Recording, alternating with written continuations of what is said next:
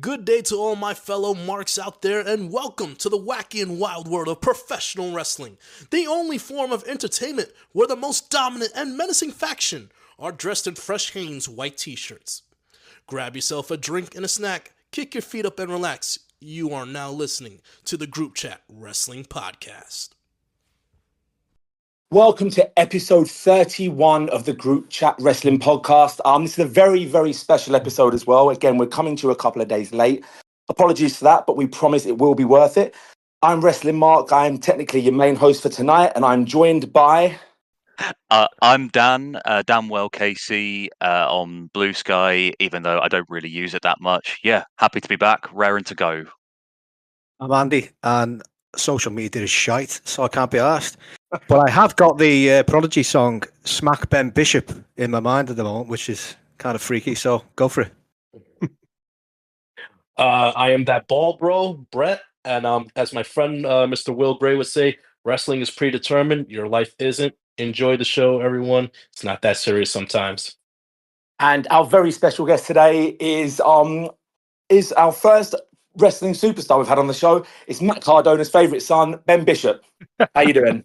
Matt Cardona's favorite son, I'll take it. I mean, yesterday I was flabbergasted when I saw yesterday he would make a faction with me, and I was the first name, in front of Indy Hartwell and VSK. But fellas, I'm so excited to be here. Thank you so much for having me on episode 31. What a number. Number 31, you're having old Big Trouble, 6'12", 15% of a metric ton. The one they come to see, the man made for TV, old BT Double B.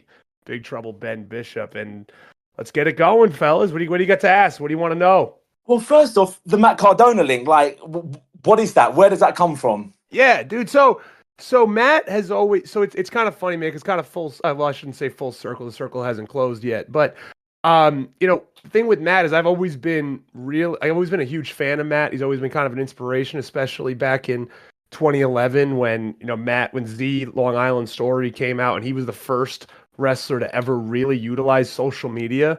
And I don't think he gets enough credit for that, for being the one to really take advantage of YouTube, take advantage of Vine.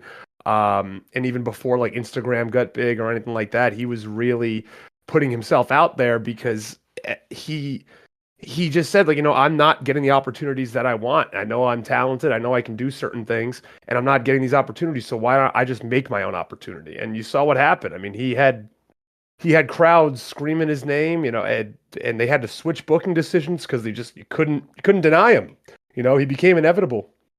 So I've always been a really big fan of his, and then I've been on the indies, crossing paths with Matt a bunch. And Matt is a guy, he will not give people credit unless he sees them putting in the effort. So getting any type of adulation or praise from Matt, it really means a lot because he doesn't just throw that out there for shits and giggles. Like if he's gonna put somebody over on social media, he really truly means it.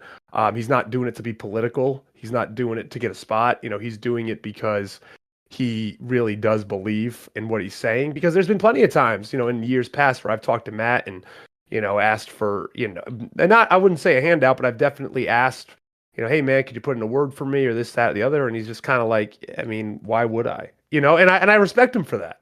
And now I'm starting to he sees when people start working hard, he's like, okay, now I will. And, he told me that hey, I've told a bunch of indie companies to give you an opportunity. They've asked me who are like 20 independent wrestlers that aren't signed that you would bring in. And he's like, I add you to that list every time someone asks me. He's like, because I see what you're doing. So yeah, I mean, I have all the respect in the world for Matt, and just little things like that tweet yesterday, that just means so much because his reach is huge. He's obviously been the pillar of independent wrestling for the past 4+ years, going on almost 5 years now. So that was something that I hopefully we can cross paths, we can make it work. And he's right though, bringing me in, VSK, Indy Hartwell, and him on one show to be a faction. There's not many indie wrestling companies that are going to do that. So I don't know if it'll ever happen with that faction, but I do hope to. I know I'll be on a few shows with him coming up, so I'm excited to see Matt. He's a great guy. Amazing. And so, again, you've mentioned social media there. Obviously, Matt was the first person who like helped it blow up. For a wrestler, I'm looking at you now. You've got a big presence on Twitter now. You use it well. You banter off the trolls. You've got to have pretty thick skin, I think, to deal with that in 2025. The way people are, because no matter what you say, that comment section is going to be wild. Oh yeah, dude. I mean, here's the thing. Like, if you're not getting hate, you're not doing it right. Like, you're gonna get. And I almost, my last video about the Jey Uso thing, I'm like, damn, I'm not getting enough hate on here. It's not popping off as much as I wanted to. It did all right, but like, I really wanted it to, start. I needed people to start yelling at me. Here's the thing. A lot of people that talk shit on Twitter wouldn't say it to you in real life. They hide behind a keyboard. They hide behind fake profile pictures. And they say all the shit they want, and then I don't care, man. I mean, listen, I played Division I college basketball. I played basketball in high school where I had opposing teams literally threatening me to kill me. So they shoot real. They had like basically me. They had me hanging on a stick. And this is high school basketball, mind you, and I cannot believe this was allowed. But they had basically like a doll of me. Like, somebody made this and had it hanging by a noose in a game, and with my name on it. I was 15 years old. Fucking hell. I was Jesus Christ. Christ. Yeah. So I mean, dude, I've had games where I've walked back from parking lots. I've had people threaten me. I've had people like so. I'm not gonna really worry about a guy with 17 followers on Twitter saying, "Hey, dude, you're not good at fake fighting." Like, I mean, I'm not like I don't give a shit, dude. Like, I'm gonna say what I want. I'm gonna have fun with it. I'm obviously gonna be respectful. I'm not gonna be a piece of shit on Twitter. But like, if people get mad because I'm calling them out for their like idiocracy, like deal with it. Like, it's just something that I'm gonna continue to do, because you know what, it works. And I've had people reach out. Like an example, one of the things I put out about like the Netflix debut.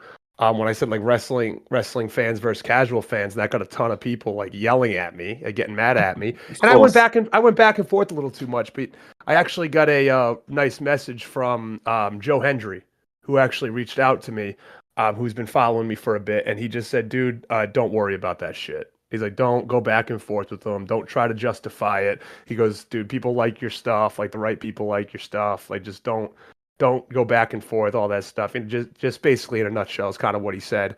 And it meant a lot, because another guy who's very inspiring and who's done a lot in the past year and really blown up. So, I just kind of tell myself, like, why am I wasting time going back and forth with like the trolls and these fake people, when like I have so many people that are giving me positive interaction, and why don't I spend my time and effort to talk to them instead of talking to the people who want to be negative? So that's kind of, my mantra moving forward. Like, just focus on the people that are supporting you. Like, don't give the time. I'll get like 100, positive messages, but then I'll respond to the one person who is negative. And like, why aren't I taking the time to talk to the people who are, supporting and being nice? Because those are the people that are worth my time. I mean, this on that for wrestlers, do you notice it? I mean, obviously you've worked for enough companies. You've been in matches with people that have been around for decades. How much influence do you think social media has now on your average wrestler? Because I just get the feeling for some people, just seeing how they're spoken about, like, it must be quite hard to not take it personally, and especially if you're someone who's getting piled on week after week after week for your physical appearance, like Adam Cole gets, or for whatever reason. It can't be easy. It can't. But one thing you got to understand is that wrestlers, we're putting ourselves in the public eye. If you want to be a serious wrestler and you don't want to just be a 30-miler. If you're a guy who, wants to, a guy or a girl who wants to do something with this and try to make it a career, you're putting yourself in the public eye, and you got to know that you're going to have people that don't like you. You're going to have people that call you the shits. You're going to have people that are going to rag on you, depending on what your body looks like. I mean, I get it. I'll say, humbly speaking, but, I'll say that I'm in good shape for a 7-foot guy. But even so, I'll have people saying like, "Oh, well, he should work on his legs more. He should do this, or his hair sucks, or this sucks." He should get shorter. I'm like, and I'm just like, you know what? I'm like, hey, if that's your opinion, and you're the one watching the product, and if you want to comment something like that, that's fine. I might go back at you and give you some shit, because I'm entitled to do that as well. But I'm not gonna get rip roaring mad at somebody if they have an opinion over something. Like, I'll say my opinion, I'll make fun of you for yours, but I don't hate you for it. Like, I'll give you some shit for it, but it doesn't mean that I'm saying you're wrong. I'm just poking fun at it. So I do think that, and I think Cody said this a while ago. He said something similar about like, hey, if you're saying like I'm not looking great, and you say that on Twitter, I don't take that as I don't take offense to it. I'll take it as constructive criticism. Like, hey, I got to look better.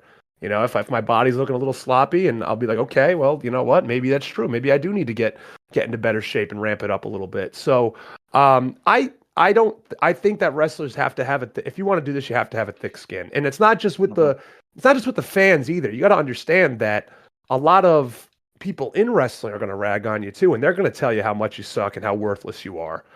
Because that's the culture of professional wrestling, or how it's been over the past 40 some odd years. People want to bring you down. They want to tell you what you're doing is not right. They want to because they want to keep you under your thumb. They want to make sure that everyone that people don't get as over as they do. So a lot of guys who are in higher positions will tell younger guys that, and trying to keep them down or discourage them. And I've had it happen to me plenty of times. I won't name names as much as I want to. I will not, but I'll keep it somewhat political. But that is something that's going on with wrestling for a while. And I tell a lot of younger wrestlers that you need to understand that like a lot of people don't want you to succeed. So a lot of the people that you'll have your friends, your family, when you first start, everyone's going to like love you. Everyone's going to be like, oh, this is so awesome. You're doing great. You might sell a good amount of merch because everyone's excited for you. But then once you start getting a little traction, you start working shows, then you got to understand that next hurdle that's going to come is where people are going to start saying like, well, you suck. You're not that good. You're slow. You're this, you're that. You're not tall enough. You're that. So people will start saying these things, and you got to understand like everyone's going to have an opinion. You don't have to take every opinion. I tell everyone, don't even if somebody has wrestled 10, 15 years longer than you and they have an opinion on something that you do, you don't need to listen to them. You don't it's one of the weird things in wrestling where everybody thinks that every piece of feedback you get from somebody that has done this longer than you is something you need to take to heart. And I think of my days of playing basketball at a high level, and I'm like, we were never taught that we had to respect guys that didn't respect us just because they did this longer. We didn't have to take advice from a guy who, like, if a guy played Division III basketball 20 years ago, I didn't have to listen to him. I didn't even listen to a guy who played Division I basketball 20 years ago. It wasn't expected. In wrestling, it's this weird culture that you need to do something like that. That's how you need to be. And I'm just like, no, that's not how other sports are. I'll respect you. I'm gonna listen to you, but I might not take the advice, and I might do my own thing. And there's plenty of times I've done that, and sometimes it works, sometimes it doesn't. But I can, I do the things that I'm comfortable with. I won't just take advice just because someone's done this longer than me. It's good. So I just want to piggyback. Like, you talked about giving advice to young and up and coming wrestlers that you've interacted with recently in the past. Can you recall a moment when you started your wrestling career? Any bit of advice that maybe you got from a trainer or a wrestler with years of experience that kind of stuck with you at that point, that you still kind of hold on to this day in how advanced you are in today's career? Nothing like in particular comes to mind, but it's probably more of like a mix of everything where, I've had people, and I forgot who maybe told me this, but it's fun. Well, I was trained by James Ellsworth. So he said, he's like, this is gonna be the most fun and the worst thing you've ever done in your life. And so, and he's right. And it is so true because it drives you insane. And we talk a lot. Me and Ellsworth talk still like almost daily. And he always says, he's like, I don't understand. I don't get how you're not getting more opportunities, but like, because of your size, your social media, you can cut a promo, you're athletic, you're a good worker. It's a business that will drive you crazy. And I'll see guys that are on TV and, getting these opportunities where I'm like, God, they can't draw a picture, never mind a house. Like, they can't do anything. Like, these guys, they come out and the crowd is just dead. And I know not everybody is going to be the ticket movers. You can't have a whole you're not going to have a whole roster of ticket movers. You got to have some guys who are, lower or mid card. And I understand that, but it's just like looking at some of these guys and like either out of shape or, just have no charisma and, getting these opportunities. And that's what drives me crazy. Cause I'm like, what, I'm doing all this stuff. I'm organically growing my following. I don't have big platforms pushing anything I do. It's all grassroots. There's nobody that is quote unquote investing in me and has a giant platform that just retweets or all my stuff or reposts all my stuff. I don't have any of that. So everything I've done has been just absolutely like done just by me and grassroots. So like it's something that will drive you crazy. And advice I get is always you got to have other hobbies. You got to make sure you have other stuff going on that you can, focus on. And I have a life outside of wrestling. So my life isn't just wrestling. I have friends outside of wrestling. I don't give a shit about wrestling. They'll see what I do and they'll be like, hey man, that's awesome. Like they don't care. They don't know what an indie show is versus a bigger show. They don't give a shit. They're just like, hey man, that's cool what you're doing. And you gotta have people like that. So the best advice I tell people, and the one I got is always have other interests. Don't have your life revolve around wrestling, or you're gonna give yourself ulcers by your age 30. So I tell everyone that. I mean, let's pick it back off it right there. You said you gotta have other interests outside of wrestling. So when you're not doing any dates or whatever, like what are other interests that you have outside of wrestling? I'm a huge New England sports fan, so I love watching either the Celtics, the Patriots. That Red Sox kind of stink right now, but I'll watch them as well. I love. I'm a big. I really love. I have so much useless trivia in my brain. Like I always, me and my wife go to trivia every week. She's there for support. I'm usually carrying the whole team, but I enjoy stuff like that. I have two pit bulls that I adore. I'm a big dog person. We try to foster as well as much as we can, foster dogs.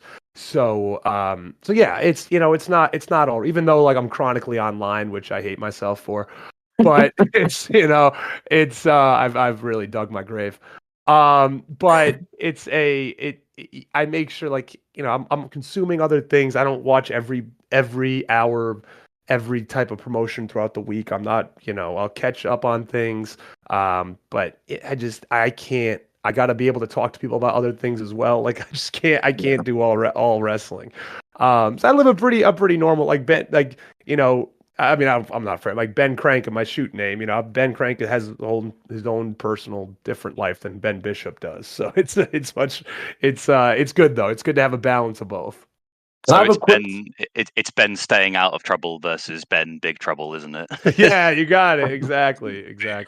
What is some of that useless trivia you said you've got? I'd love to know, because I mean, that's me to a T. The stuff I know that serves no purpose in life is embarrassing, really. So I'd love to be able to relate to you here. I watched too much TV in my youth, and I think it's funny because nowadays, like you see so many like parents are like, oh, no screen time, and I always tell my wife when I see like my niece and nephew, and their parents like, oh, no screen time, we have to limit screen time, and I'm like, man, I watched so much TV in my life. My parents would just sit me in front of the TV, and for hours I just watch it. So like, and I remember they're like, oh, we can't watch this, we can't watch that. I'm like, man, I was watching The Simpsons. My favorite movie was Wayne's World. Like I was like, Great man, choice. I had no like, and I didn't know what half the shit they were talking about in these shows or movies. I watched Austin Powers, so like I didn't know any of this shit. And but I was watching, I'm like laughing when Wayne said schwing. I was laughing at Homer saying dough. I didn't get the references, but a lot of that shit stuck in my mind because it was so pop culture relevant. So a lot of the stuff, like when I watched The Simpsons, I would pick up on all this like useless pop culture trivia from like the 80s, 90s. So like, a lot of time I go to trivia and I'm like, people are like, how do you know all this shit? I'm like, I just watched TV too much when I was a kid. And it just seared into my brain. If there was a trivia quiz on the movie Anchorman, I could sit there and just recite every single line from it with a couple of my friends. There you go. The same with the UK office. I literally could bounce them like relentlessly. I could spend hours doing that. It serves no purpose. But the one time I find that quiz, I'm winning the money. That's it, dude. I came in third recently out of 20 teams, and it was just I was alone in Simpsons Wow. trivia. The winning team had like 15 people on it, and I was doing it alone because my wife was there with me, but she didn't know anything. She doesn't watch The Simpsons, so I'm sitting there doing all the trivia.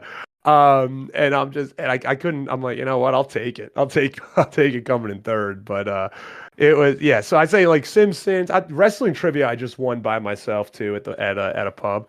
So I got that. I'm trying to think of what else I could probably do. It's tough though. You know, a lot of like the people go crazy for the theme trivia. We went to a Friends trivia, so like the show Friends, and my God, like they talk about like the freaks came out to play that day. Like you had people, the questions we left halfway through. I'm like, we can't get any of these. It was like, what color sweater is Joey wearing in season 7, episode 13? And people are like jumping up. Oh yeah, and people were like, they knew it immediately. Like it was like, and I was like, you got to be kidding me. This is unbelievable. This is insane. Like and like the American Office, people go crazy for that over here. What else? We went to a Taylor Swift trivia, and I was, this is insane. Like they really like cult following type shit. That's fucking dangerous. I couldn't do it. I couldn't do any of that stuff. I can do like general. I'm good at like general trivia. I know a little bit about a lot, is what I'll say. Did you wear a stab vest for the Taylor Swift trivia? I went to it. Everybody was wearing purple, and I guess that's her color. We just went. We didn't even know what was going on. We showed up, and we're like, oh no. Yeah, oh my God. They're the only group of fans that make the IWC that seem sane. Oh, I've heard that. You know, I've heard that a lot of like fan bases are pretty brutal, because I know like Star Wars fan bases are pretty brutal. I've seen them and how mean they are to each other and to the actual product. But yeah, like people say like Beyonce fans, Taylor Swift fans, like that. Those aren't the people that you want to cross or be on their bad side. My first real huge Twitter feud it wasn't with the IWC, but it was back in 2022. And I went to the University of Vermont and played basketball, and they made the NCAA tournament. And so they got matched up with the University of Arkansas. And I didn't really know much about Arkansas. So the only thing I knew about Arkansas is I drove through Arkansas one time when I drove cross country from Baltimore to Los Angeles. So I put out one tweet and I said, I'm looking forward to watching my boys at Vermont play Arkansas. That was the worst 4 hours of my life driving through that godforsaken state. And I went to bed and I woke up in the morning to just thousands of notifications. And I was getting cooked by what they call, because Arkansas, the Razorbacks, they call hog Twitter, because they call themselves the Hogs. And these people, look at this fake loser wrestler. Look at this piece of shit. Look at this. And I'm just like, what the hell is going on? But I just started going back and forth and like, but doing it in like a funny way. Like, you know, it was just like, it was honestly good banter. It was back and forth that we were having, and I was having fun with them. And then eventually it turned. So then they all started following me. Now a lot of them support me and will like cool. retweet my that. stuff. Yeah. So we ended up having fun with it. But I was like, is there any other Vermont fans on Twitter? Or am I alone in this? I had no back. It was like that Game of Thrones gif with Jon Snow and like the armies coming at him, and it was like just him with a sword. That's what it felt. Yeah, that's what it felt like. Yeah, Battle of the Bastards. I was like, oh shit. No one. But you know what? It kind of sounds like an origin story, like you said with that tweet towards Arkansas. It kind of sounds like an origin story and stuff. Like, hey, damn, that's how Big Trouble was born, right there. In a sense, like no, in your with that tweet in college. No, dude, you're right. Oh no, I wasn't in college. I'll say that. I was already. I was 32 at this point. But okay. So all right, you played in Vermont. Yeah. So it wasn't during your playing days. No, it wasn't during my playing days. No. It was only 3 years ago. But yeah, and I always tell people, I'm like, I can handle the IWC. I dealt with Hog Twitter, and then I'll say that, and then all of a sudden you'll see a few of them be like, "What do you need? You need help?" Oh. They'll come in and they'll start. Oh yeah, I have an army I can deploy at any time. So yeah, my English co-hosts here, like they don't know, like Ben, like I live here in New York, but I know like SEC country down there, whether it's Alabama, dude. Arkansas, Louisville, Louisiana. That's SEC country. Like, listen, yes, dude. Well, listen. Thank God you were talking about basketball and you weren't talking about football, or you would have been in real danger. I know, dude. Yeah, Jesus, bro. They don't, and I didn't know any of that because I come from the Northeast, so I didn't. I didn't really know much about SEC stuff, or like we didn't like it just wasn't as prevalent up in the Northeast, like especially like college sports. I mean, basketball was big, but like people didn't. It wasn't a religion like it is down there. Like it is. Oh yeah, They live and die by their yeah, college allegiance. it's a different beast up down there. Like put it this way, I used to be a high school coach here in New York. Like it would be a crime if like my high school football team went to go play a high school team in Alabama. Like no, I would get arrested for that because half of my team would get pretty much sent to the hospital if that ever happened. That's how serious. That's how Jesus. different of an animal like Alabama and Mississippi and Louisiana kids are built down there. Yeah, dude. I suppose it kind of bears a similarity over here. Like the closest thing that I can think that we have to that is the Liverpool and Manchester football rivalry, dude. where That you might be cross like worse. somewhere like, well, you'd possibly, I don't know. Yeah, the Actually, football and rivalries are wild over here. That's bloodthirst. It turns the nicest person into pure subhuman scum for the day at football. Let's Yeah. not beat around the bush. Like some of the rivalries are they're brutal, but they're beautiful. I love them. I love it. I love having that much pent up anger to get out. But the football rivalries over here are wild.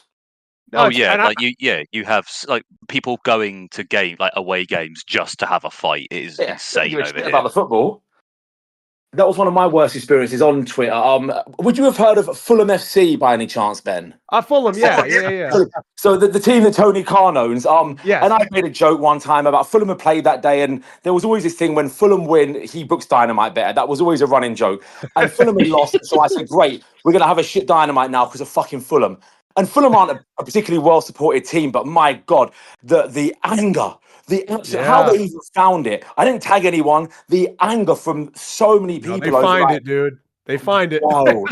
But they went straight for the jugular. They'd never spoke to me before. No. Everyone has called me a paedophile straight away. That's all they went for. And I'm like, whoa. Yeah, Jesus dude. Who the fuck you are?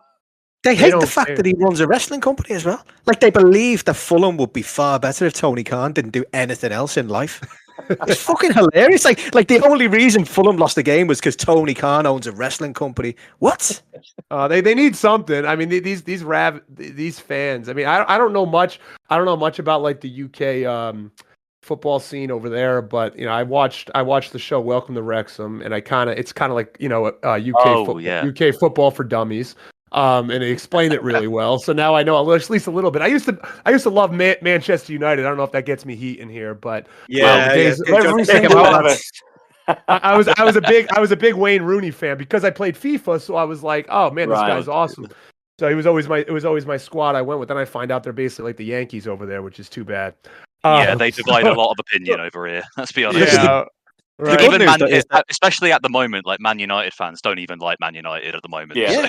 That's what I heard. I've heard that. I'm kind of a lapsed fan now, but it was like the days of like Rooney and Ronaldo and Evra and Vidic and Van der Sar, like those days. I really was watching them closely, like 2008 to 2010. That was a good time to watch them. I know. I jumped on the bandwagon at the right time, I guess. So you jumped off at the right time as well. Yeah, I jumped off. Yeah, I jumped right off right before the ship sank. But yeah, no, it is crazy the way some people, and I kind of like that passion. I kind of think that, and I've always thought people that are very passionate about something, it's very intriguing to me. Like, so I went to and wrestling, obviously people are very passionate about wrestling, but I see that all the time. But seeing like in the past few years, I've went to 3 different concerts that have cult followings. Bruce Springsteen, The Grateful Dead, and Insane Clown Posse. Talk about 3 totally different types of people you see at those. I was going to say concerts. very different areas of tone bowl there. Yeah, and I'm not like a huge fan of any of them, but seeing how the fans are and how passionate they are, it is cool when you get the ones that are friendly. You'll get the people who are just showing up, like you said, just looking for a fight. Some people just showed up to these things and like, especially any sporting event, they just want to fight. And we'll get that over here. You'll get that over here with American sports, of course, as well. But it is cool. I always think like just people that are so passionate about something, I find that really, really cool. Oh yeah, for sure. When you go to the right event, like you have like people from all walks of life who probably have very different political opinions, very different like backgrounds and everything like that. They can sort of converge, and just for a short period of time, they can just go and enjoy something, even if it's just as like fun as music. That's the great thing about wrestling. I'm pretty sure a lot of people like have a lot of different opinions about stuff, but they can just get lost in the magic of wrestling sometimes. And unfortunately, right now we just have that shitty tribalism with wrestling, where it's like I hate it. You can't be a fan of one. If you support one thing, you're a grifter. If you support the other thing, you're a drone, or it's just it's so shitty. And on both sides of the coin, right? Like it's not AEW or WWE fans. Neither, they're both the problem. So both fan bases are the problem right now. And it really should be like, hey, there's a lot of places for people to work. Hey, if you don't like AEW, don't watch it. If you don't like WWE, don't watch it. Exactly. I'm an example for me. Like I'm not a huge fan of Lucha Libre wrestling. I'm not going to say I respect the hell out of it. I think what those guys do is unbelievable. Would I turn on AAA and be like, hey, I'm going to watch 2-3 hours of AAA? Not for me. But I'm not going to shit on them because it's not for me. It's just not something that I particularly would want to sit down and watch. So, and there's nothing wrong with that. And I think it's cool. I can watch a few matches here and there, but I can't sit down and watch I wouldn't be able to sit down and watch a full event. Just me. That's just me. And there's nothing, and that's just my opinion. But I'm not going to go on and say, AAA sucks, CMLL sucks, this sucks. I don't believe that. It's just not my taste. It's like music. Everyone has a different taste, but it doesn't mean that the music that they don't like sucks. It just means that they have a different taste in it. And wrestling fans, for some reason, don't get that. It's like, oh, you should love all wrestling. It's like, no, don't be unrealistic. Like, if you don't like it, you don't have to watch it, and just don't talk about it. And we'd have a better place. But you know what? Misery loves company. 100%. And Correct. people live in their bubble of irrelevancy and think they need to spout off at the mouth every chance they get. I'm a believer of freedom of speech, but I think some people should not have that freedom because they are more. Yeah. I think Brett said this a couple of weeks ago after some of the IWC shite, but if there's one group of people that can put people off wrestling, it's wrestling fans. Oh, 100%, dude. And that happened to are you guys familiar with Kat Denning? Yes. Yeah, it happened to her. She said, "Oh, WWE is cool," and all of a sudden AEW fans came at her. And like she's like, "Never mind, I'm done. I don't want to do this anymore." People bring it up every few days on the internet now. I know. Yeah. It's just like they ran her off, and it's just so it's so like unbelievably lame. And when you really break it down, it's like, guys, what are we arguing about? Like, it's a show, man. Like, it's a fucking show. It's not even.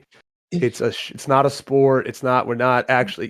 Like it's a show. So Andy was talking about a tweet that I said a couple weeks ago, in which I said like nothing will scare off like any potential new fans more than current wrestling fans. Like, it's whether it's bad booking decisions, whatever, or you like company A over company B. It's just we always have this stupid like little like just arguments that wrestling fans say they're always scaring the hoes away. And when I say hoes, I'm talking about new potential fans. Like, imagine the worst thing they could ever do is they could walk into a Facebook group chat on wrestling, and then 5 seconds later, like, oh no, we don't want no part of this. No. And it's like, it's just like I don't get it. But like you said that I don't know. I feel like when you said that wrestling fans, they don't understand what to say. I feel like there's a couple of like bad faith actors out there that they know that the negativity, whether it's towards WWE or AEW for whatever reason, whether it's on Twitter, Instagram, TikTok, whatever social media app you're on, negativity always seems to like track the views, track the clicks, track the views like that. And we have seen like a couple of like larger whether it's podcasters or people with platforms, they have literally switched it, done a 180 because for whatever reason, like they've realized like, oh, there's a big following for anti AEW hate and rhetoric. Like you've seen like guys like a JD from New York. I was gonna say, I know what you're gonna say. I mean, listen, I'm gonna call it out for what it is. Like you see, like a JD from New York, which every other tweet is such and that. You've seen an Eric Bischoff who's been pretty much like almost since day one, and then after that one appearance on a Dynamite, and then it's been it's been left, it's been right, and you see like the Jim Cornettes and the other people with the Mhm. big, larger, platforms. And it's funny, like I bring up a Jim Cornette. I remember this during the pandemic. I remember, I think it was specifically after you remember the first casino, the first, was it Stadium Mhm. Stampede match that they Yeah. had in the empty Jacksonville Stadium? I remember, like, because it was during the pandemic, he couldn't watch anything else. He said he was done covering AEW. He was never going to cover again. That only lasted a month or two. Why? Because his core fan base, they loved him shitting on that product. So of Yep. course he brought it back. He knows it brings numbers. He knows it Yep. brings views. I'm not saying he's not genuine for his hate in that product, but he knows where his bread and butter is. Yeah, And and I tell Mhm. I tell everyone that, like, and you hit the nail on the head. I mean, that is the bread and butter, right? And I tell everyone, like, I don't think that Jim Cornette is essentially lying in when he talks about it, but I do think he's embellishing. I do think he's playing it up to be a character. I don't think he hates the stuff as much as he comes across and says how much he hates it. You know, he has like the little nicknames he gives people, and he knows that like his fans like, love that. You know, he's got the guy Brian Last that works with him, probably says like, Jim, like this works, like what you do works. And he's a wrestling manager at his core, of course, right? It's all he did his whole life. So he knows how to talk, he knows how to cut a promo, and he does it better than most. And people say like, oh, he doesn't believe anything. I think he does believe it, but I think he also embellishes it. And he plays a character. I think they all are. I think everyone's trying to copy that type of that type of outline, and where they're like, okay, so I know Jim Cornette does it, so I know what's going to get views. I know if I put out a thumbnail on YouTube and say what this is why AEW sucks, like, oh, it's going to get more views than me saying like, hey, AEW Dynamite review, and it's you just saying how much you like it, which is horrible, which sucks. But you know what? People like they want it's like people that have that mindset, they want to see who else agrees with them. And so they'll be like, okay, great. Like somebody agrees with me. Now I feel like I can talk like that, and I can be an asshole on the internet. Even though they have no cachet to do that. Like they feel like they have the ability to do that as well. And it's not going anywhere, so it's almost like we can't fight it. Like we can't just say, like try to reason with it. It's never going to go anywhere. The internet's where it is now, and everyone's going to feel like they have a voice, even if they don't deserve one. So it's like, again, going back to what we talked about earlier, it's about having thick skin, and you just got to understand like it's going to be out there. If people are hating you, just think about it as like, hey, take it as a compliment. It's like, hey, you're doing something. The people are seeing you. Like that's good. Like they have the energy enough to at least comment about what you're doing. As long as you're not doing anything illegal or weird, But like if you're doing something as innocent as wrestling in a wrestling match, and people feel the need to shit on you for it, it's like, hey, people are watching you, So there's a win there. You can spin it as a win. So you've obviously you touched on AEW there, and since 2021 you've had 3 matches with them. Around the time we were leaving the pandemic at Daly's Place, then I think it was at Universal Studios in 2022, and then last summer against Roderick Strong on Rampage. AEW come under the microscope more than anyone, I think, on social media and in the dirt sheet. So you've got AEW seem to have a new era every 3 months, it feels like at the moment, but you've been there through like a few different periods. Like, what's your perception as someone who's been there and seen it of the company? I mean, there are big differences between AEW and WWE. I've been backstage at WWE. I've been backstage at AEW, and it's run a little bit different. And there's pros and cons to each, of course. We don't have to get into all of them, but the thing about AEW is that when I first went there in 2021, of course, it was during the pandemic. It was a lot different. They filmed things differently. It was when AEW Dark was still a thing. So there was a ton of extras there. Like we had, I remember the day I was there. I was there for actually a week, but I only worked one match. I only worked one match. There were 4 different tapings, two Dark tapings, and then two like Dynamite tapings that week. It was what a crazy week. But they had about, I think the day I was there was 49 matches that night. And the matches, so the matches would start at like, because they had to get the content out, right? And they would film about like, I think 3 or 4 weeks of Dark in one night. and just start like piling on the content, right? So, or maybe just 2 weeks. I'm not sure. I don't remember, but there was a lot. So There were 17 matches on the show that you were on on that episode on YouTube. There's 17 matches. Yeah, there's 17 matches exactly. So that night there we filmed 49, I think, or 47 Amazing. or 49. So maybe like 3 darks worth in one night. So I remember it was me and Bear Bronson, and we were scheduled to be the 6th match. And we're just standing there about 10 minutes before everything's going to go. And one of the producers or somebody, I forgot who it was, maybe one of the production guys ran up to me and said, "Can you guys go first?" And I'm like, "Yeah, sure." So thankfully we were the first match of the night.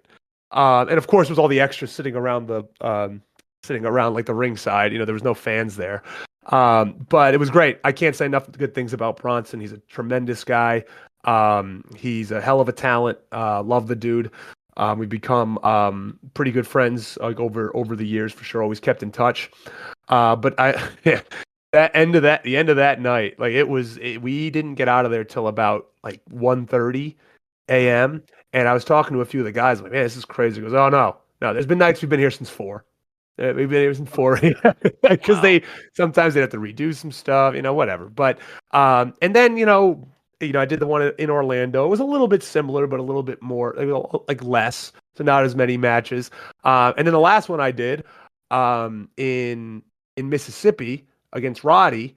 That was actually like a TV taping. So, there was a Collision was going on. They filmed some stuff. They filmed Collision, they filmed Ring of Honor, and they filmed Rampage that night. And let me just say that was great. I mean, that was a great night. That was a lot. That was a lot of fun, and really helped me kind of jumpstart some things on social media, get me a lot more recognition. So I can't say enough, good things. Not a lot of people want to shit on AEW, this, that, and the other. Want to shit on like booking or anything like that. The people there are great. I have a lot of respect for a lot of the talent there. A good buddy of mine, Jack Jameson. I have, obviously Bronson, Boulder, a couple good buddies there. Big fans of the Outrunners. Jeff Jarrett has become a friend. He's really likes my content. I got to team with him actually on one of his shows, and that was really cool. So yeah, a ton of people are that are there. They work really hard, and yeah, WWE is the top dog in town. Going back there in WWE, it's definitely a little bit more. You can call it buttoned up a little bit. It's definitely a little bit more business-like. But again, AEW is a little bit more. It's a little bit more chill. Like I said, pros and cons to both. There's nothing, and they're just different. They're different companies. They do things differently. They're two successful companies. So hey, the way they do it is the way they do it. And what I always say is like whether you're a fan of AEW or WWE or not, whichever a fan of your promotion, like you should. I think the greatest thing to happen like in the last 20 years of professional wrestling was the formation of AEW, because like I said, whether you're a fan of it or not, it's another place, it's another major promotion here in the States where more people have a chance to showcase their abilities that they wouldn't have had a chance in WWE or other avenues in professional wrestling. And what really bothers me, like I said, you don't have to be a fan of the promotion or the product, but to wish the death or the unaliving of AEW because you're not a fan of it, like you do realize that it's not just the wrestlers, it's the referees, it's the production staff, it's hundreds, maybe thousands of people who would be out of a job. And then let's go back to 2019, like before the formation of AEW. Like, I'm sorry to say, but the product in WWE for the better part of almost a decade, the 2010s, wasn't really, honestly, the best quality product we had. You're Out there. being And I way think too conservative there. It was fucking terrible. yeah, I'm trying to be nice, conservative, but I'm saying like it was more of a factor that there was no competition. There was no one else to kind of push or nudge WWE to like put out a better product on TV. It's kind of like they were on when you're driving, you're just coasting. You're just cruise control. They were on cruise control Yeah. in a Fucking sense. dog food on the fucking shows, for God's sake. Yeah, Exactly. zombies, So dog food. Yeah, it was bad. So like I said, like you should be. Zombies, I forgot about them. Yeah. Well, that's what I say. Like you should be grateful that AEW came around, because I've said this plenty of times, whether it's been on the podcast or on the content I do on TikTok, whatever. Like if AEW does come around, you can make an argument. Do you get Tribal Chief Roman Reigns? Do you get the Bloodline? Do you get a more edgier and more up to date content with WWE. That's where it's a little bit better today. And I say we don't know. But I'm glad that we live in a world in professional wrestling where we don't have to wonder that. I 100% agree with you there. And you got to think of what, and a lot of people will be like, oh, AEW hurt the indies. They took a bunch of people from the indies. Well, that's what should happen. Like people should get hired and get paid a lot more money to be a wrestler. Like, why is that a bad thing? Like, oh, they're killing the indies. No, they're not. Like they're helping wrestlers get paid more money than they were getting on the indies. Like, sorry, like Joe Schmo promoter, that you can't pay somebody $100 anymore because AEW actually saw talent in them and now they're giving them a livable wage. You know, it's like, sorry that you can't use them anymore, take advantage of their talent because you tell them like, oh, it's for exposure. Like, no, AEW definitely helped out. And look, it's something that, WWE never did. Look at all the spotlight that they put on indie wrestlers with AEW Dark, and yeah, I know, was it glorified squash matches? Yeah, of course they were. But, people got opportunities. You got a little bit of little cachet. It's like, okay, cool. Like AEW wanted to bring me in. They must at least be like, okay, this guy or girl looks good enough for us to at least look at, right? And so it's like you're on their radar now, and it might not turn into a job, but at least you can say to different promotions like, okay, I got to work AEW Dark 4 times in the past year, and I always it's like take it for what it is, and don't go out there and be like, I'm a big TV star because I worked AEW Dark. I didn't care for people doing that. But you say like, hey, at least, I got that opportunity, got to work somebody really cool, got the opportunity to say, I got to work on it, got to work AEW. And I think it was great. I think Dark was really awesome during the pandemic and helped out a lot of indie wrestlers to stay quote unquote relevant, and get some cool opportunities. So, anybody that kind of shits on that or is just like, oh, I hope AEW fails is like, it's like, why? Like, don't you want wrestling to be good? It's just such a weird thing like that. You'd ever just wish something, you wish just a like failure on something that you supposedly love. Like like you don't have to watch it, but why would you just say like this? I want this to not exist anymore. Like it's just a weird thing to think. It makes no sense. Like, I was just going to say, to want something that you supposedly don't care about or don't watch to go away and to die, it just makes no sense. Like, I'm not a big Ed Sheeran fan. I don't listen to Ed Sheeran's music, but I don't want his sales. I don't sit there wishing for his sales to fall off a cliff and it is no one to go to his shows. I just don't care. He's like, a lot of people you have nothing to say about it. You're just like, okay, exactly. he's there. Like, good for him. Like, I don't like Taylor Swift, but I respect the hell out of her. I don't listen to her music, but I'm like, well, she's obviously doing something right. Why would I hate on her? Exactly. Yeah. I don't understand any of these streamers. I don't get the iShow speeds or the Kai Sinets. Like, I don't understand this, but I'm like, why am I going to shit on them? Because you know what it is? People like to shit on things they don't understand. So they're like, so when you don't understand, and that's why I'll get, I don't get a lot of hate, at least yet. Like, I don't get a ton of hate, but when I do, I'm just like, you don't like what I'm doing because it's not the norm in wrestling. You don't like the social media skits or the comedy aspect because, well, one, because usually comedy in wrestling is fucking horrible. But two, it's really because you don't get it and no one's really done it before. So you're like, it's like the fear, it's fear of the unknown is what it is. So when you don't understand something, a lot of people, the first thing people are going to do is be like, this is stupid. Like when Justin Bieber came up and everyone's like, oh, this kid sucks. He sucks. Like, no, he doesn't suck. You just don't get why he's popular. And that's okay because it's not for you. And like the Kai Sinets and the iShow Speeds of the world, it's not for me. Yeah. But it doesn't mean I'm going to say like these guys suck and they don't deserve opportunities. The same as the Costco guys. Like, I'm not going to say he sucks, he doesn't deserve an opportunity. Well, first, he was a trained wrestler, so I think he definitely deserves something. But I'm like, he's obviously doing something right. Is that for me? No, I'm not. People always call me a TikToker. I have the least amount of views and followers on TikTok. Like, I'm more on Instagram, but I don't get the algorithm on TikTok at all. So, but these TikTokers, it's a different celebrity. Like, I don't get it. But again, it's not. I don't have fear of the unknown. It's like, maybe I want to check it out. Maybe I'll check out iShow Speed's YouTube channel now and give it a chance and be like, okay, what is the allure of this? Let me give it a shot. Instead of saying like, fuck this guy, I don't care. I have checked this stuff out, and I still think it's dog shit. But that's a me thing. It's just It's not a- for me. Yeah, Like exactly. maybe I'm probably too old or something. But like Yeah, clearly again, he's it's not got it's a not huge for fan us. base. Yeah. Yeah. It's not our The thing. one It's thing, not. the one thing that I think straight, like the nuts and bolts of it for me is when people get annoyed about AEW for whatever reason is why the fuck do you have a problem with a billionaire making a lot of wrestlers pretty wealthy? Like, how do you have, if you're a wrestling fan, how can that possibly be a bad thing? Just don't watch it. If you don't want to watch AEW, don't watch it. If you don't want to watch WWE, don't watch it. Same with TNA, same with your local indie show. Like what you like, but again, you can very easily just not entertain something you don't like. That's what I do in real life. I love The Walking Dead. When The Walking Dead got shit, I stopped watching The Walking Dead. Yeah. It's just a very odd mentality that people have in this day and age. And again, I think social media and the way that people just triggered and people get very tribal over irrational and logical things. It's just the way the world is at the moment. And yeah, I'll never understand it. Yeah. No. Yeah. It's weird, and I think I love social media, and I think social media it can be used for a lot of positives. But again, like we said, it gives everybody a voice, and people think they should use their voice when then they shouldn't use their voice.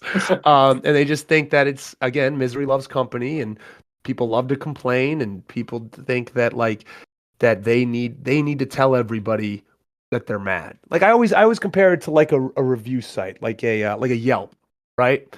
Like Yelp. Like if you have a good experience at a restaurant, you'll probably tell about 3 people. So, you probably tell your couple of your friends, maybe your family, hey, this place was delicious. The burger was great. But if you have a bad experience at a restaurant, you're going to go online. You're going to tell whoever will fucking listen to you. You'll tell everyone. You'll say, oh, it was the worst. It was horrible. This was bad. The waiter was late. This was bad. The food was cold. You'll tell 20, 30 people and then maybe thousands online, right? Yeah. Because again, but that's just how the world is. It's like you just people like to complain. They just do. They want something to complain about or something to gossip about or just something that they can say like, I want to, like, I need something because my life is miserable. I need something to complain about. And so just to make me feel a little bit better. And that's how it is. And that's how unfortunately majority of people are. Problem is that changes everyone's viewing habits as well. Well, sorry, the way they view the shows, because they look at the shows, and I personally watch the shows with a 70-30 kind of hopeful, outcome. 70% of the stuff are like, yeah, that's great. If there's 30% of the stuff I don't like, yeah, whatever. I've enjoyed most of the show. Most people, well, I say most people, most of the whinging cunts on Twitter seem to watch it through the view of that one 2-minute Jericho segment destroyed the show. It's suddenly a 1 out of 10. It's like, what? What about the rest of the show? If you didn't like that, surely you must have liked some things. Can you not talk about the things you liked rather than concentrating and focusing on that one little thing that you didn't like that other people probably did? It's And stupid, man. It's the dumbest, and you got to remember, like, a lot of times too is what wrestlers don't understand a lot either is that a lot of those people too are the loud minority. So you're never gonna see and people have told me it's like the people that complain on Twitter, they're not the ones buying tickets, they're not the ones buying merch, they're not the ones going to the shows. Like, so those aren't the people that you need to cater to. You don't need to cater to those people. So you got to understand that they're going to be there. They're going to be trolls that they want to do that because they want interaction because they don't get interaction in their daily life with humans. So they need it online and they know that like, hey, I'm going to go get under this wrestler's skin because I have a picture of some anime chick and I don't have my real name up so I can get away with this.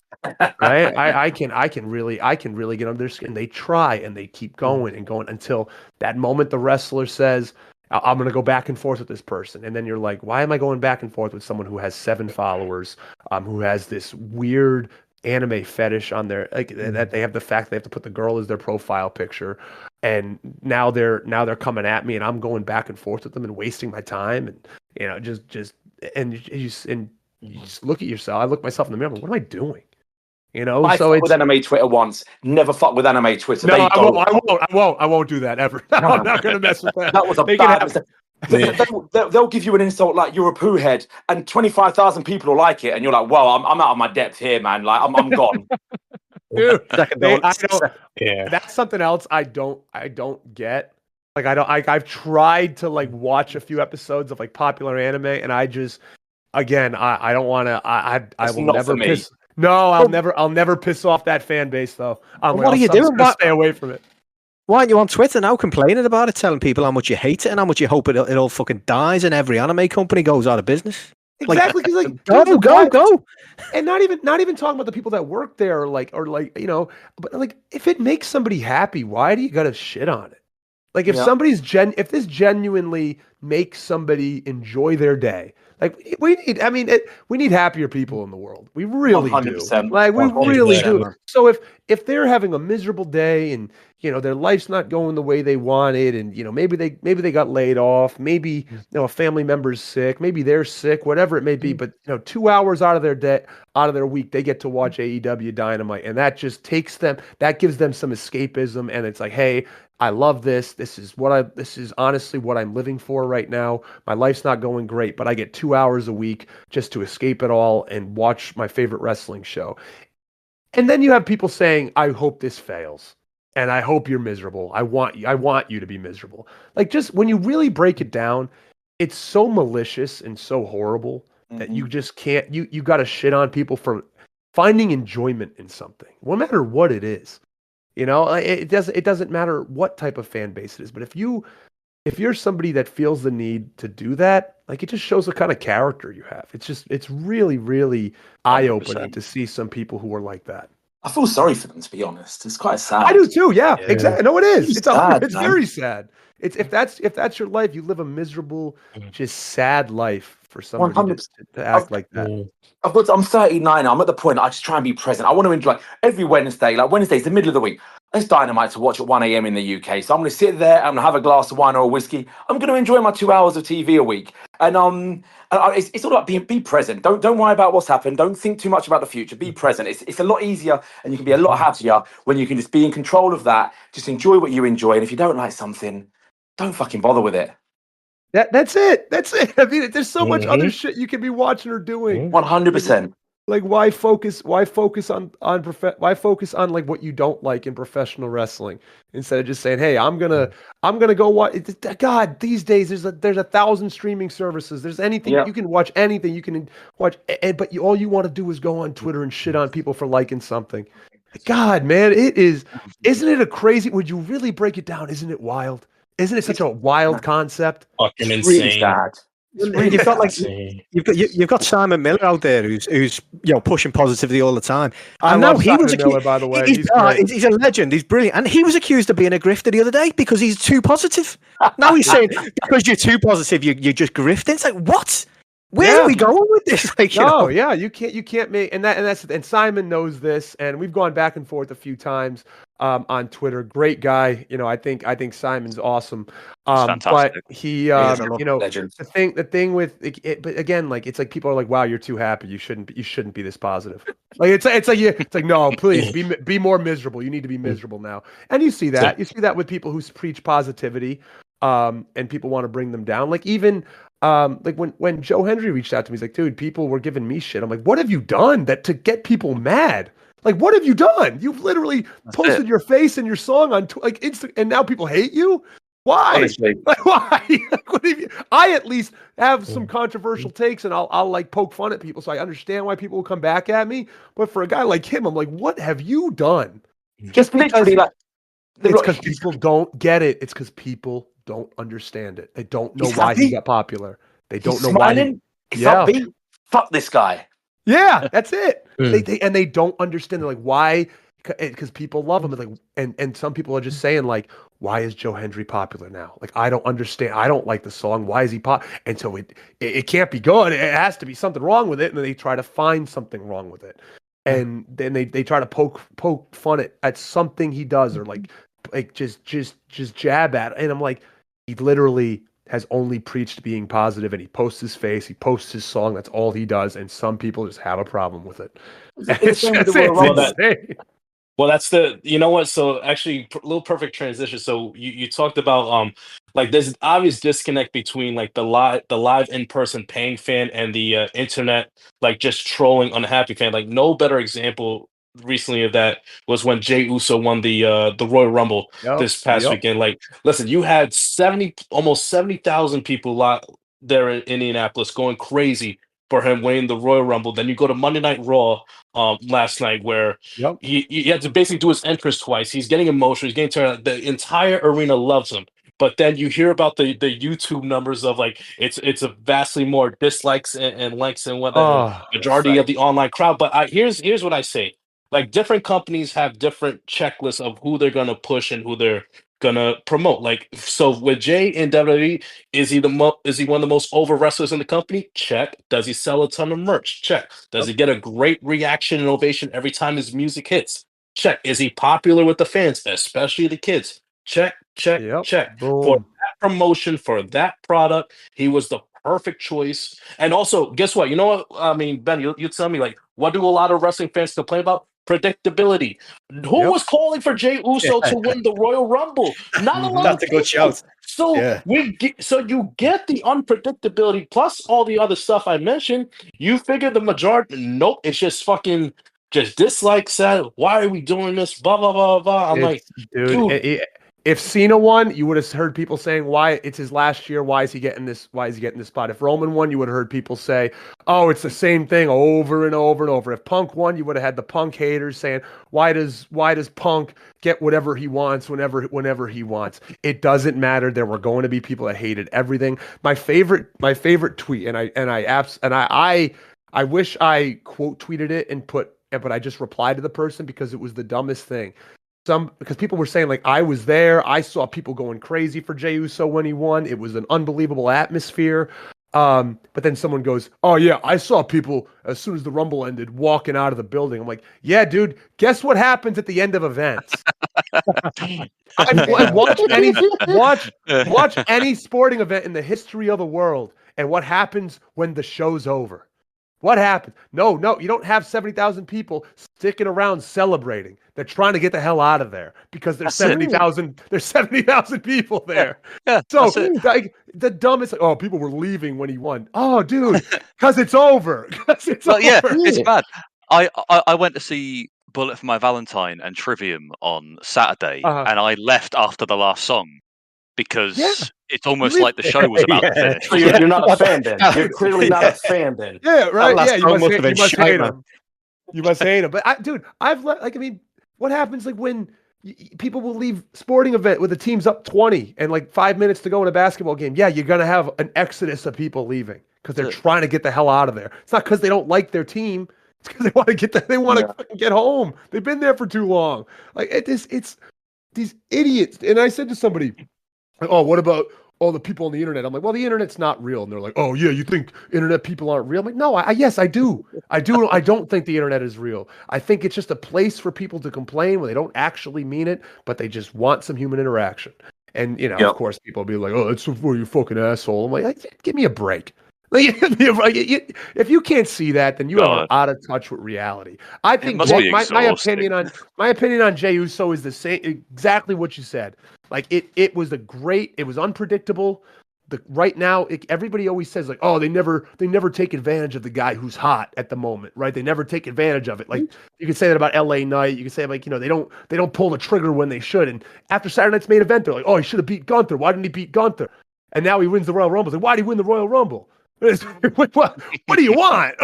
And moving the goalpost all the time. Like it just moving. And now and after Raw last night, the story is so good with Gunther just saying like, I get nothing out of beating you. Like I don't like this means nothing to me. And that story right there is perfect.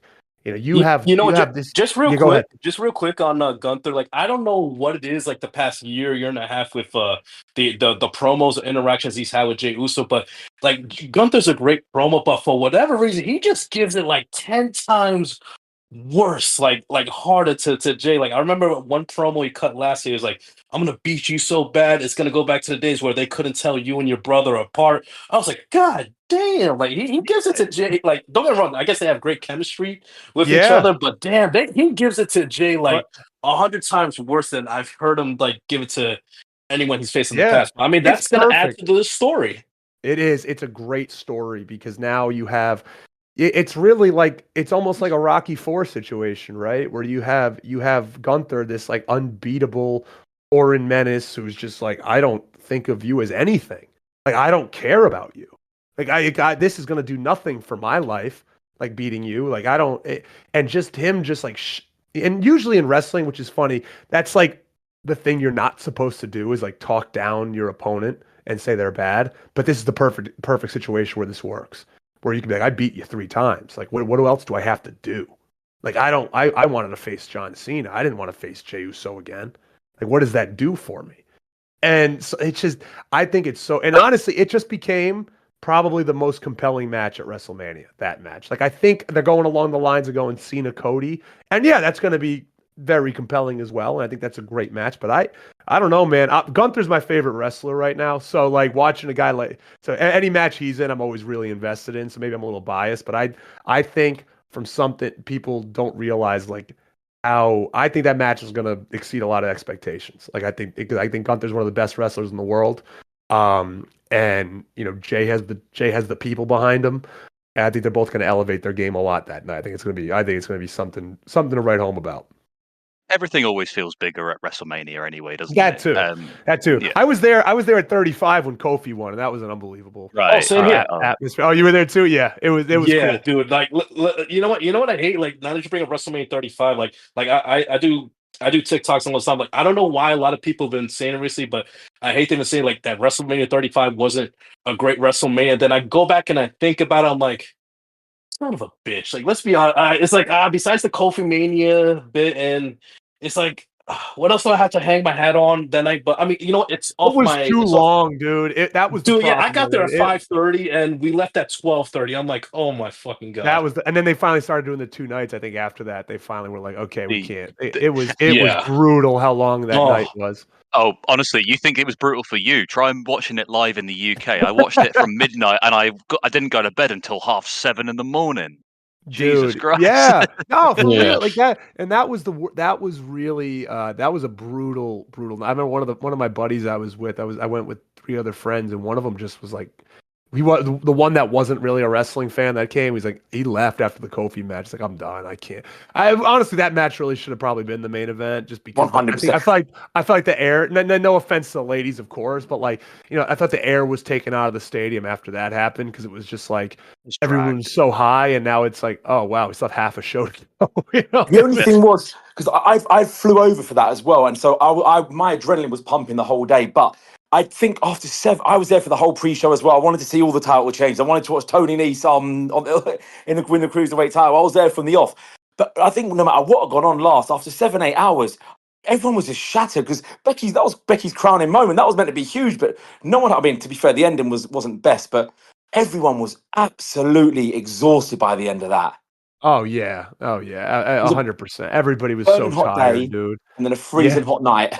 Yeah, Freezing cold night. Yep, exactly. Yeah. I remember I bought a WrestleMania 35 like zip up hoodie that like was one size too small, but I got it right before the event, and I'm like, I'm probably gonna need this, because I was at 29 as well, and it was freezing that So night. cold. So I bought the hoodie, and I'm like, and thank God I did, because everybody was freezing by the end of the night, and everybody was like so cold. I missed Kurt Angle's retirement match because I went off to buy my wife the Man T-shirt. I went out, queued up for it, heard the bell ring, got the T-shirt, went back, and yeah, Kurt Angle's retired. So yeah, great. You missed, yeah, right. And the Baron Corbin match that everyone seems to whinge about too. But fellas, I gotta run. You know, I would talk no all worries, day, mate. but I got other stuff I gotta take care of. It's been great. I had a great, like you said, just kind of like pub banter. I love this. This was awesome. I love podcasts that are like this. Thank you, boys, so much. I'll plug a little bit if you don't mind. If you don't mind me plugging. Oh, some stuff. plug away, man. Please do. Okay, The floor is yours. So, if anybody listening, if you don't follow me yet, at Big Trouble BB on Twitter, Instagram, it's where I am the most active. TikTok, I accidentally deleted and can't download it back yet because the App Store won't let me. So hopefully, maybe I'll get back on that at some point. Since in the States we are technically not allowed to have it. I have merch as well, so a ton of merch on my Big Cartel site. If you just search Big Trouble at Big Cartel on my site, I have merch there. I'm trying to figure out how to send stuff to the internationally. Definitely figured out the US right now, but I will get international done at some point. And then they got some big matches coming up, facing off against AJ Francis at Atlanta Wrestling Entertainment on February 23rd. I got facing off against Nick Nemeth at Adrenaline Championship Wrestling in Hagerstown, Maryland on March 21st. I'm gonna get some other stuff in the pipe as well. So gonna be an exciting year for Big Trouble, but we'll see where it takes me. We'll see where it takes me. Just gonna keep trucking. And I'm really trying to get over to the UK. That is something You I'm wouldn't trying regret it. trying to make happen. Yeah, I've been in contact with a few people, so hopefully by the end of the year, that's something that happens as well. And where are you guys all located in the UK? We're all spread over. There's one. Well, the whole podcast. There's one Londoner. One in North Wales. Dan, whereabouts are you? So I'm in Reading, so that's basically Greater London. If that helps. Okay. Okay. And cool. and one Scouse, so one from Merseyside. Gotcha. Okay. So we're cool. pretty well spread out. But yeah, if you're over here, we'll definitely be making a concerted effort to all meet up and have a few beers and watch it. Oh, would love to, and so I'm gonna try to make that is the one. That's the country I want to go to the most. Everyone talks about Mexico and Japan, but I think what I do and like kind of my personality, I think would fit the best in the UK. So 100%. I think that's 100%. That's really where I want to go. But all right, fellas, Good luck, man. thank you so much again. This has been awesome. All the best to you. Likewise. Let me know. Yeah, tag me and everything, and I will make sure to share it. And you guys have a great night. Yeah, we appreciate your time. Thanks for coming on so much, man. Yeah, you too. appreciate it. Thanks a lot, mate. Cheers. All the Have a good best. one. Take care. So again, who knows? Down the line, we may well be seeing Ben Bishop on Dynamite. And as we've got a bit of time left, I think it's worthy, as we're dropping this on a Wednesday, that we do something we don't usually do and have a very thorough and in-depth Dynamite preview, because I think we've got 4 matches announced so far, and this definitely looks like it's going to be, I'd say, probably their best show of the year so far. They've pushed the Swerve Ricochet match for the best part of a month now. We've got a mystery opponent for Will Ospreay. It looks like a pretty good show. Oh, mate, honestly, like looking at it, as you say, like the Ricochet Swerve feud has been like one of the best things on TV this whole year.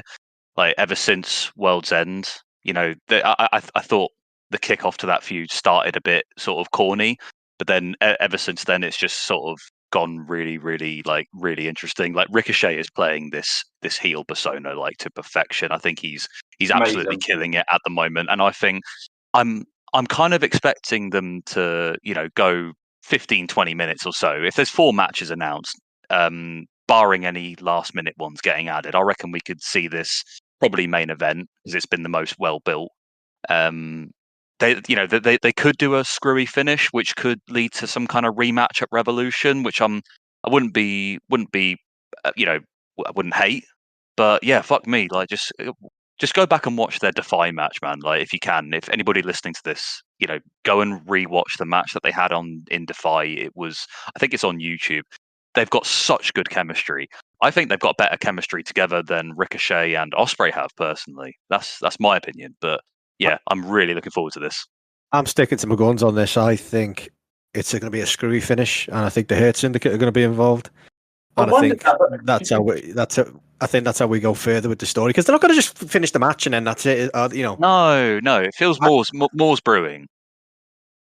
But now, I did wonder that, because again, 3 weeks ago, I would have said that was a shoo-in. But with the Hurt Syndicate now having the tag titles, and it feels that I don't know. I wondered if there is creative differences with Swerve and Lashley, and they've pivoted away from it so much. But again, maybe it is for a pun here, but maybe it is a Swerve that they've done that.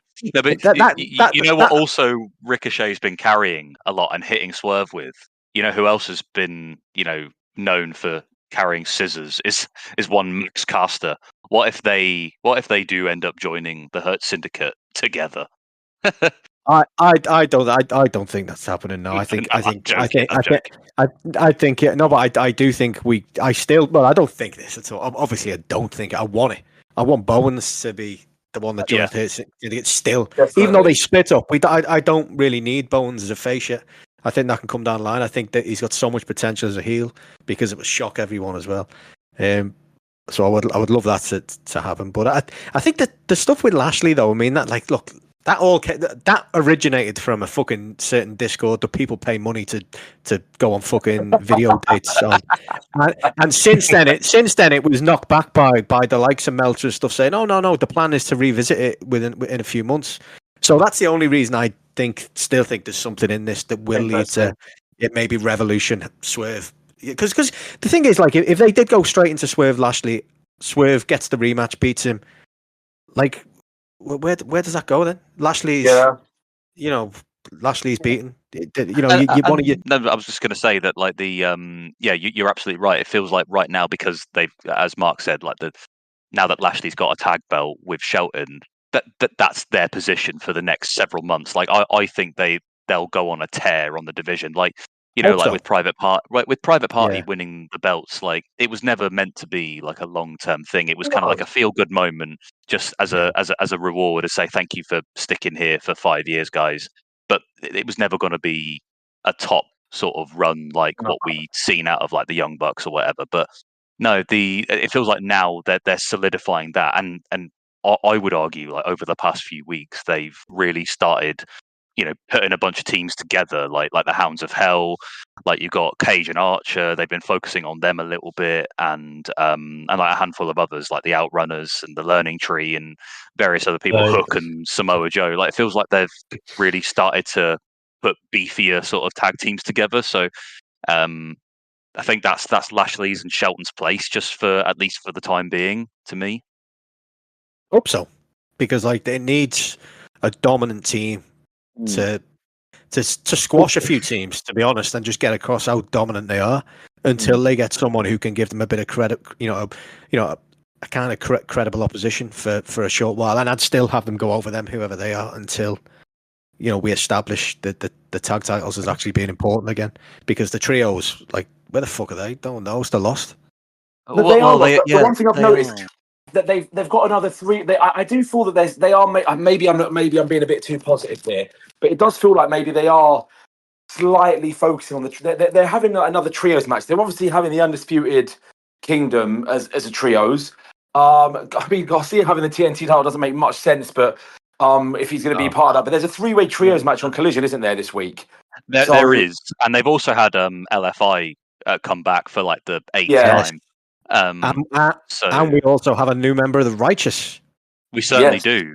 Which I was. That video was sick. I think that's a genius little piece of kit there. If someone told me they were signing him, I would have been like, "Oh God, why, man?" But having seen the video, I seen the video before I'd even heard of them, and I was like, "Holy shit, that's actually a great fit." Yeah. You wouldn't think it until you actually say someone actually pieced this together and think, you know what, that actually works. It's like a light bulb went off, to be honest. But yeah, I don't know. Maybe it'll be like a Ring of Honor thing because the Righteous are sort of mainstays there.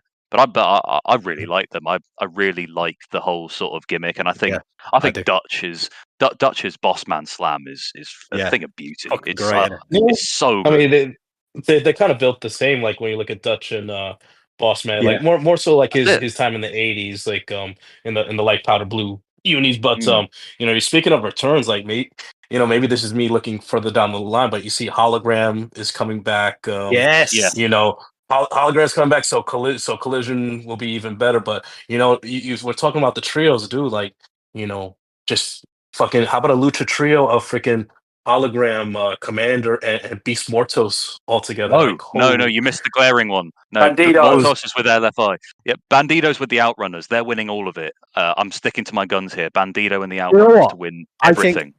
I think Bandido, and honestly, I have no idea why they would work together, but they would. I think the Bandido and the Outrunners on the Jericho cruise as well. They've been tagging together there.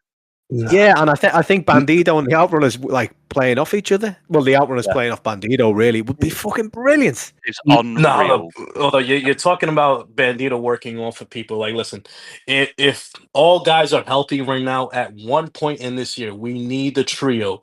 You know where I'm going with this, of Bandido, Hangman, and Brian Keith. The new age outlaws right there. Fuck Dead the or alive. trademark. If the trademark, oh yeah, dead or alive.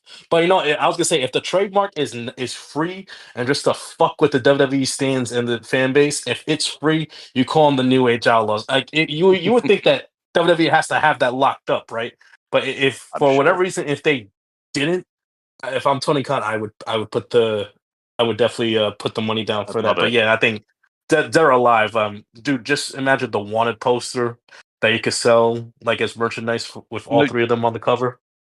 according, I've just Googled this, and bear in mind, I could be chatting absolute shit here, but the New Age Outlaws trademark is currently associated with one name, and it's Billy Gunn. Pretty gun. Oh, there Yep. you go. It Fair could play, work. Billy. Yeah, well done, mate.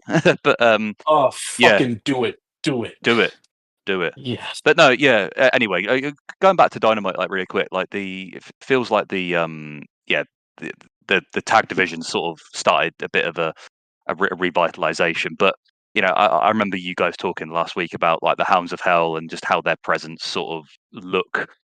It feels like obviously we're also getting Buddy Matthews and Okada at Grand Slam, which I can't fucking wait for. yeah.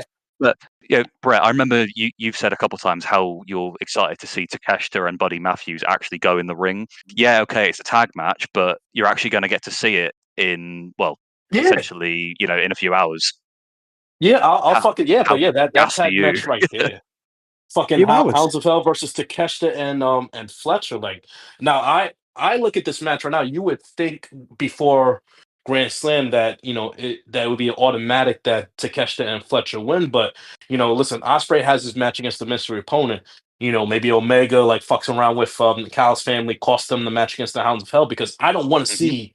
I don't want to see Brody or Matthews take a pin already as 100%. a new tag team. So but of course, 100%. sorry, Fletcher. Like Fletcher has to take the pin Yeah. if that's the Absolutely. case.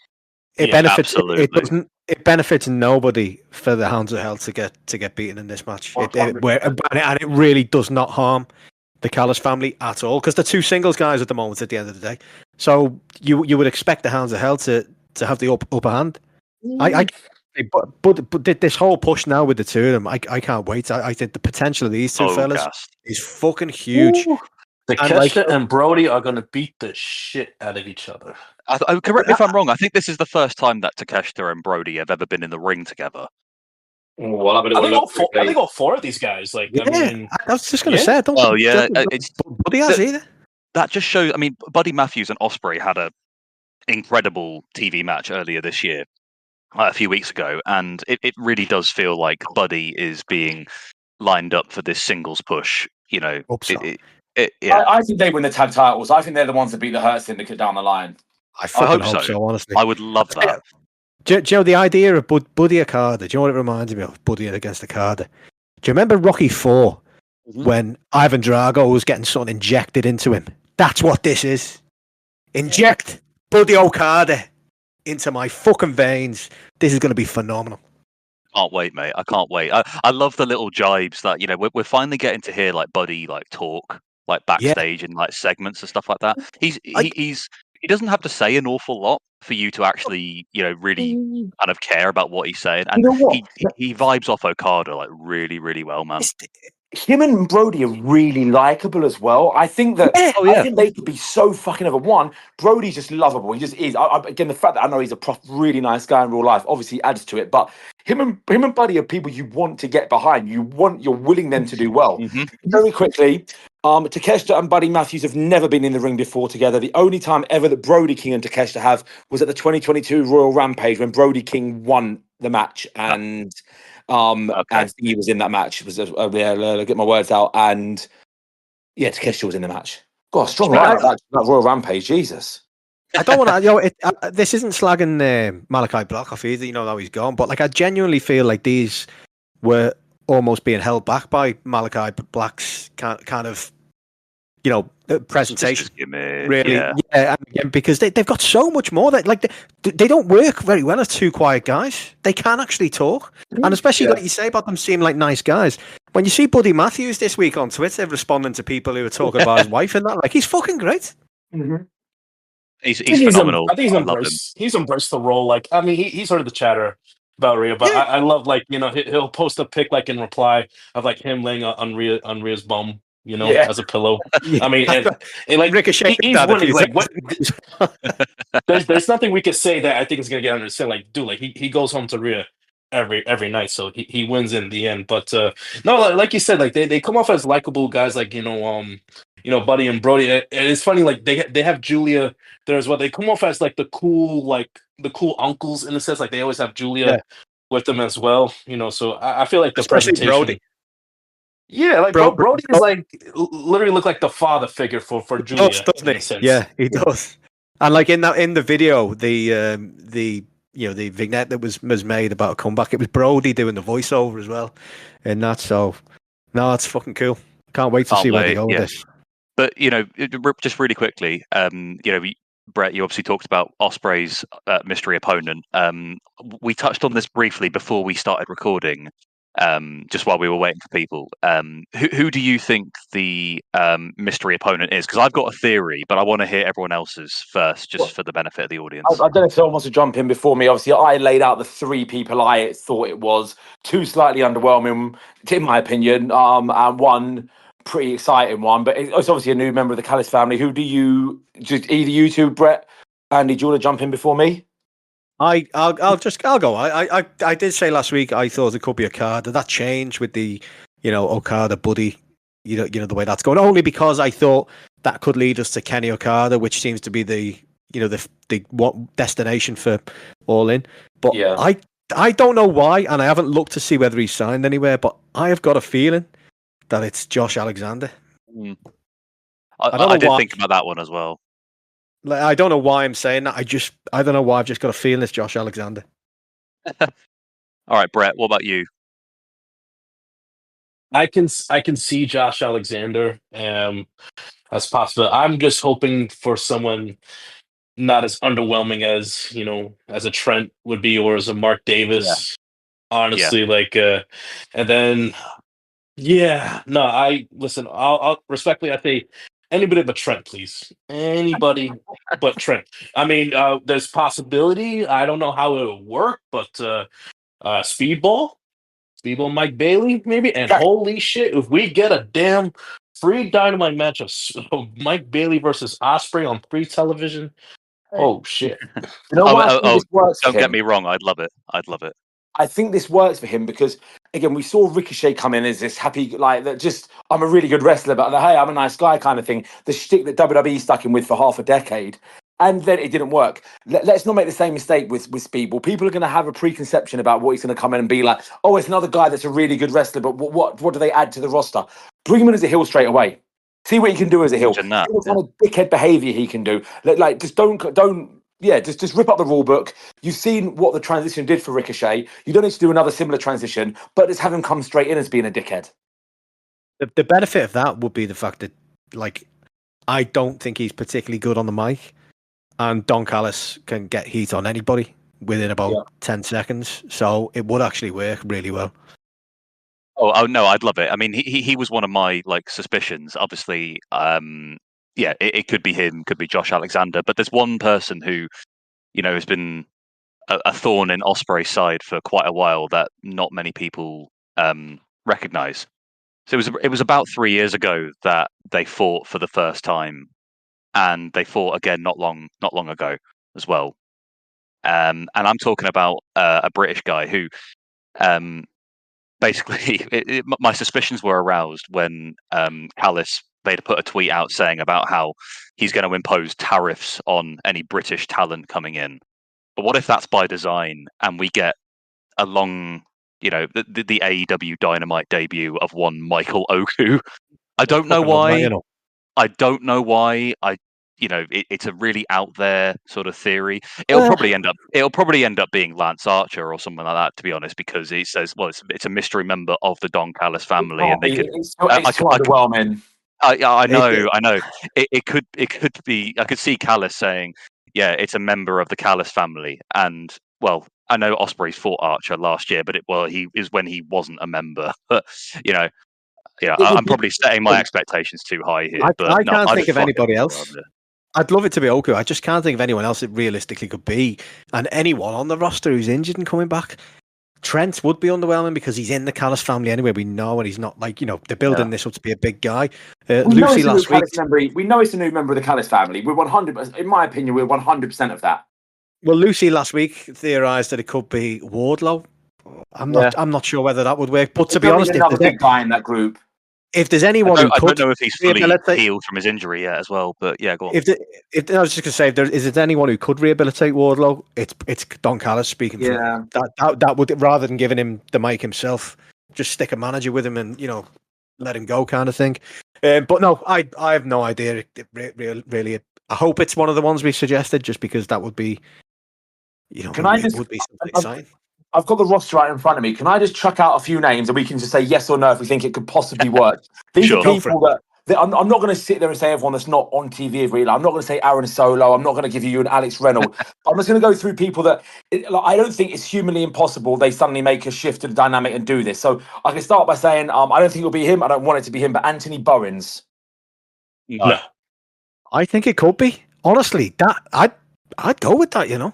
It could be, but it's someone who is okay to lose to Ospreay or there's that as well, yeah. Probably, I don't think Ospreay's losing. I mean, he doesn't really lose that many big matches unless it's to. So personally, no. I mean, yeah. Even though I love Bowens, I err on the side of no. Jack Perry.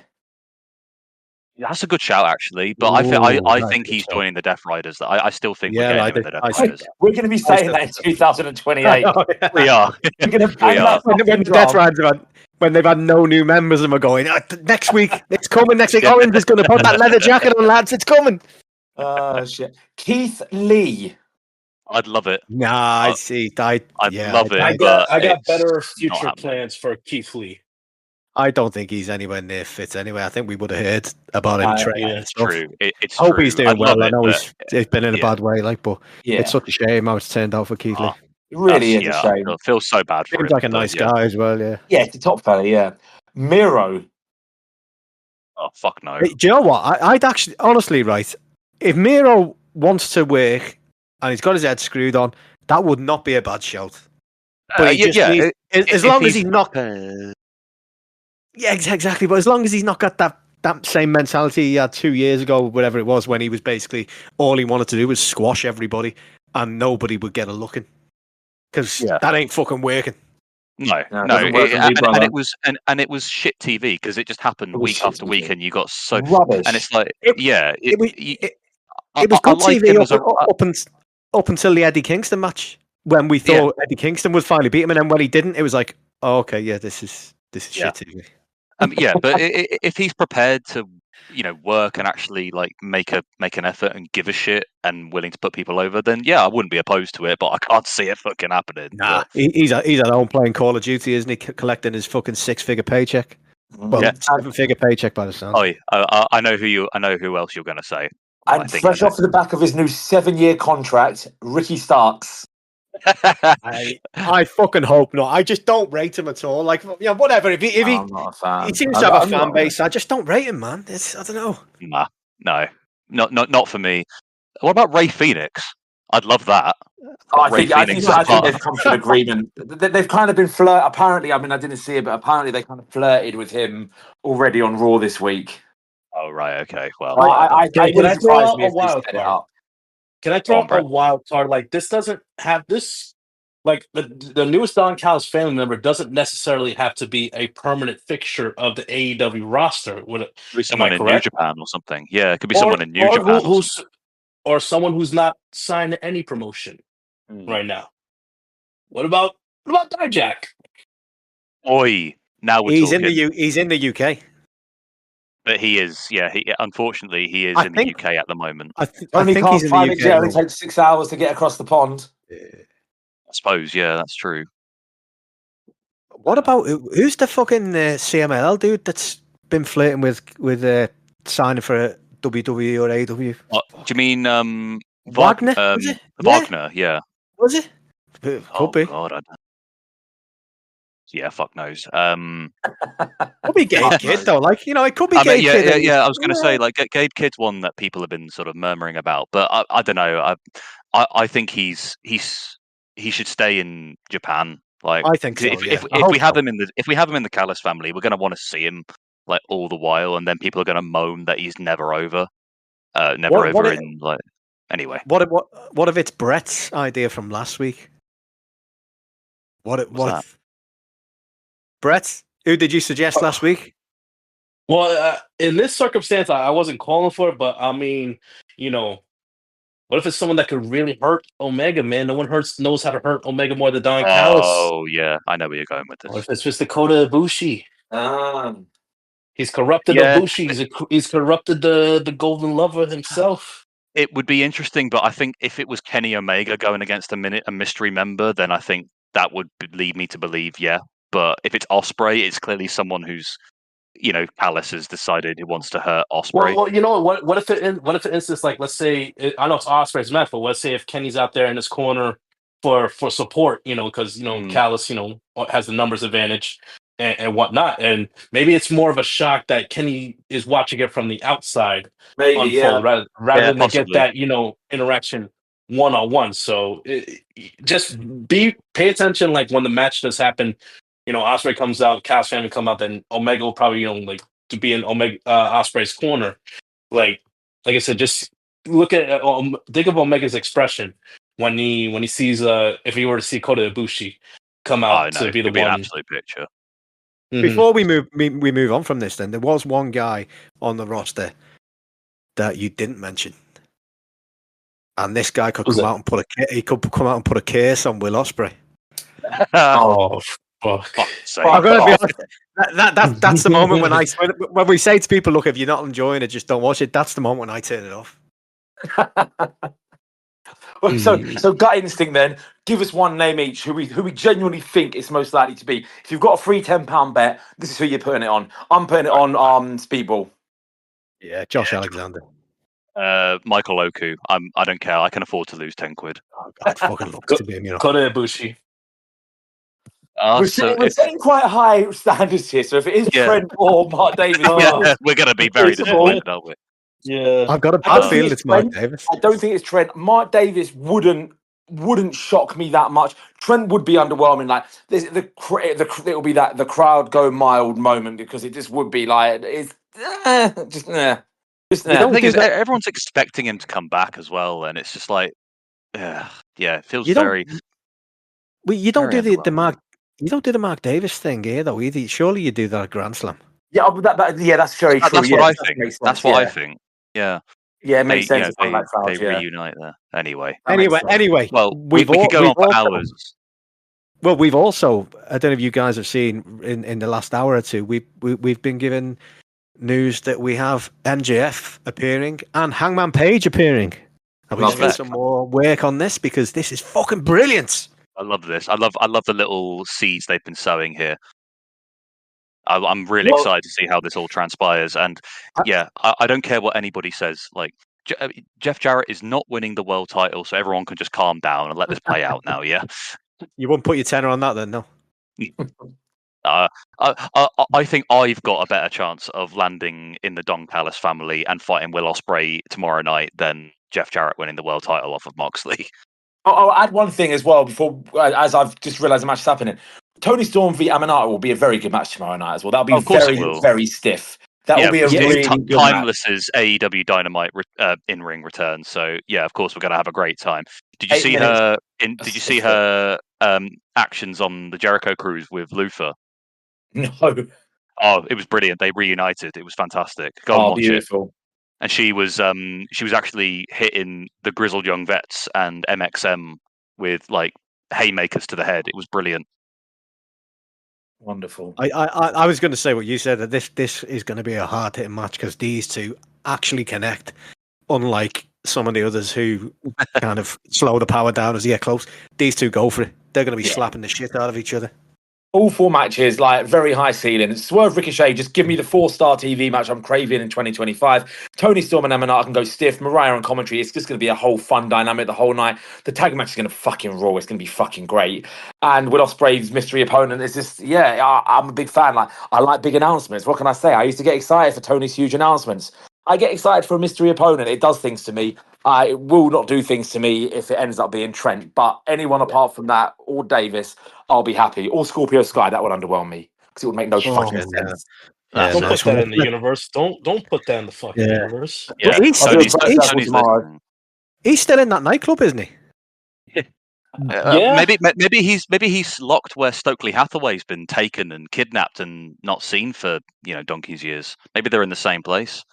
Him not being on TV is a crime, but No. again, that's a story for another day. Anyway, he could be one before we. Go on. No, go on. I was going to say Stokely could be one to stick with Caster when he's lost another couple of his open challenges. 100%, I see that happening. Agreed. Well, I think we've probably covered everything we need to there. Again, we have a lot of thanks out there for Ben for joining us early. That was a fucking great interview. And if you listen to that, I'm sure you'll be inclined like us to get behind him as he surges up through the ranks of wrestling. And then he'll remember us little people when he reaches the top. And we've covered Dynamite for you there. So we hope you enjoy the show later. And fellas, it's been a pleasure as always. And we'll reconvene at the weekend and look ahead to Grand Slam. Yeah, exactly what he said. All right, Yep. fellas, have a great week, everyone listening. And yeah, enjoy Dynamite tonight. Peace. All right. Goodbye and good night. Bang.